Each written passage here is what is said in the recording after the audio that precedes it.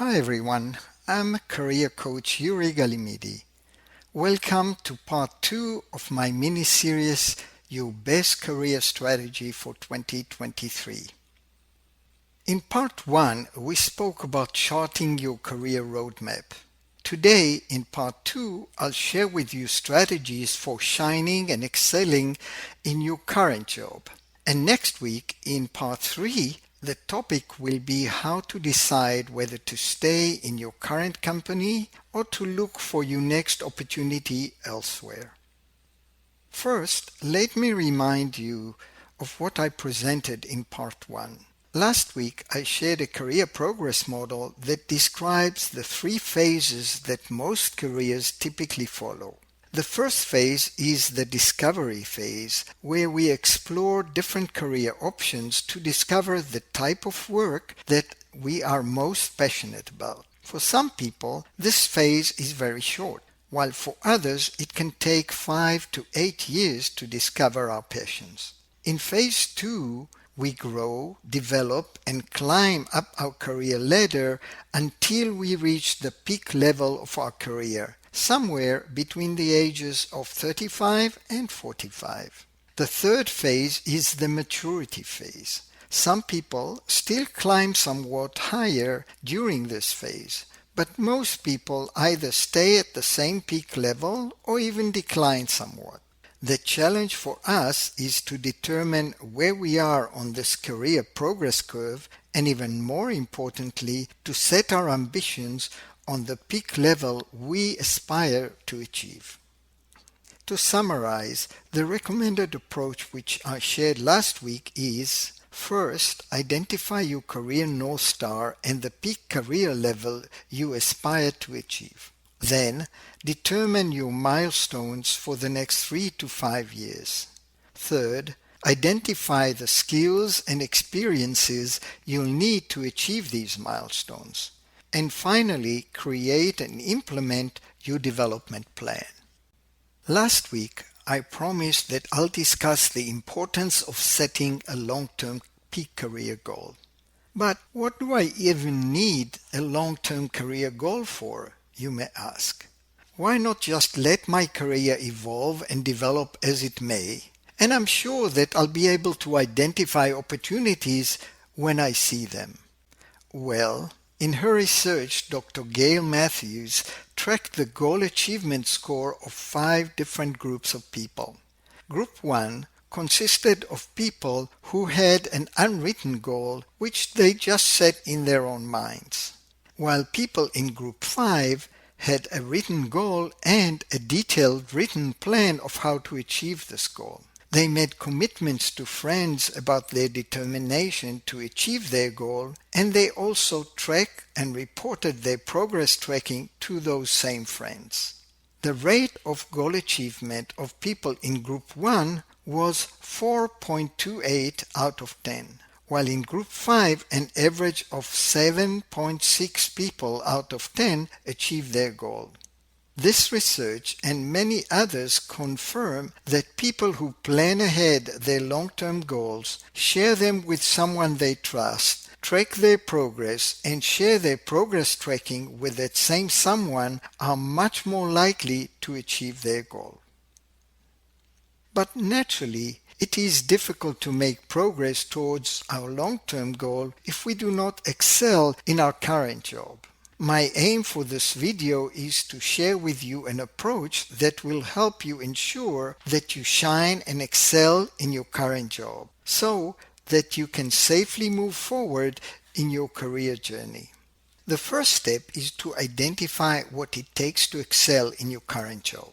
You should create a very clear and actionable list of skills, abilities, and behaviors that are necessary for you to achieve excellence in your current role. First, I recommend that you identify the key stakeholders with whom you interact in performing your job. Then, ask them what they believe it takes to excel in the job you do. Reach out to them in advance of your conversation to give them some time to think about it so that they can give you very specific and actionable input. Second, I recommend that you identify your peers and competitors who are known as top performers in your company. Select a few of them to observe what is making them stand out and perform better than the rest. If you feel comfortable, you may consider asking your trusted stakeholders to share their thoughts on what makes the best performers in the company stand out. The outcome of these two tasks will provide you a clear and actionable list of skills, abilities, and behaviors you will need to demonstrate that you can shine in your current role. Step 2 is to identify your signature strengths and your critical gaps. Once you identified what it takes to excel, it's time to turn your attention inwards. As I mentioned in part 1, it is important that you identify your own signature strengths and determine the congruencies between these strengths and the skills and behaviors you need to excel. Professor Martin Seligman of the University of Pennsylvania found that it is much more effective to leverage your own signature strengths than to spend all your energies on trying to correct traits which are not natural to you. But at the same time, it is important to identify your critical gaps, which, if you do not address, may prevent you from crossing the threshold necessary to achieve the excellence you seek. The message here is that you cannot and should not try to excel in each and every single aspect of your current job. Rather, you should be selective and decide on a few specific skills and behaviors that will give you the best return on your efforts. Also, remember to select only one or two skills to focus on at any one time. Working on more skills at a time will dilute your effort. In part 1, I mentioned some of the leadership qualities you might want to consider focusing on, irrespective of the specific technical or functional demands of your job.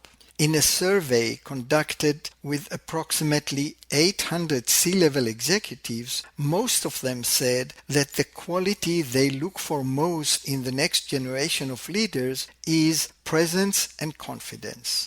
A second closely related quality is our ability to communicate effectively and to influence others. Our emotional intelligence capacity is also very important.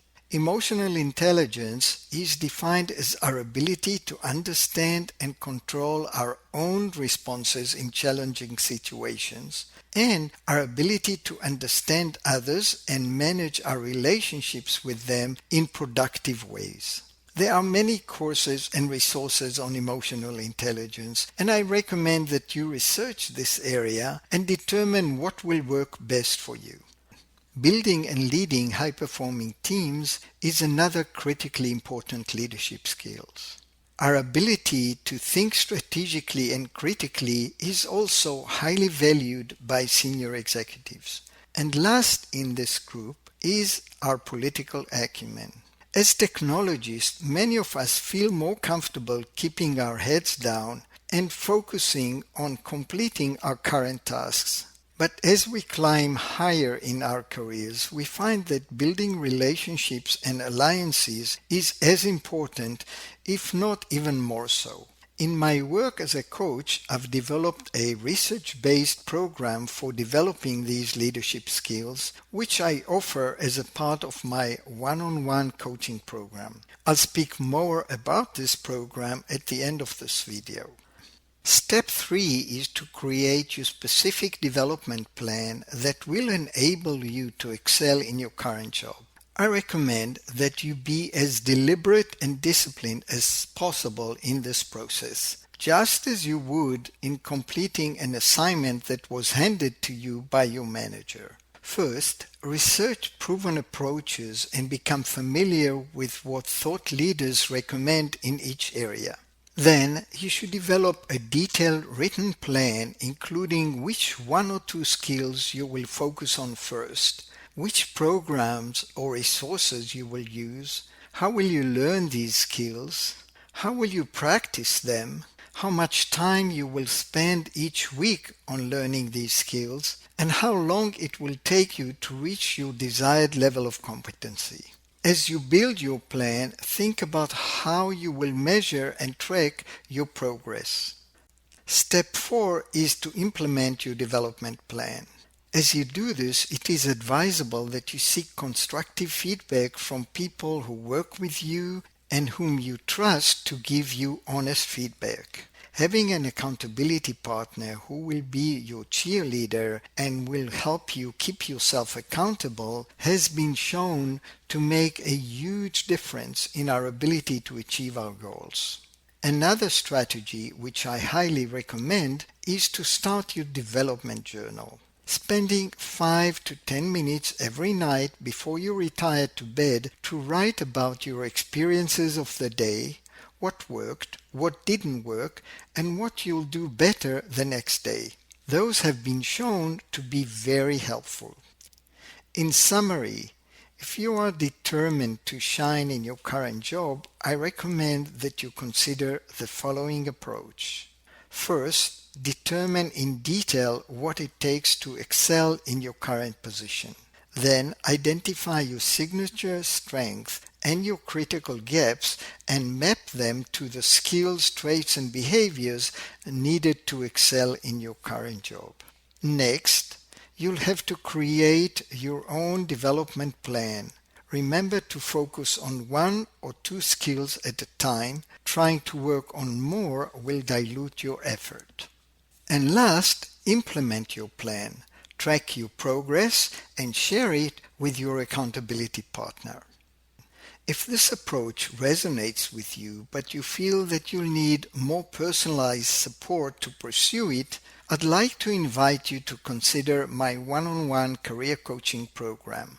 To learn about this program, please go to my career coaching webpage. You can find a link to this page below this video. Additionally, I'm offering a discount of 30% off the standard cost of this program for those who will register by January 31st, 2023. Please use the link below to register, and please use the promotion code COACHING to claim your 30% discount. If you found value in this video, please click the subscribe button below and the bell button as well, which will notify you of part 3 of this mini-series that will be published on January 24th.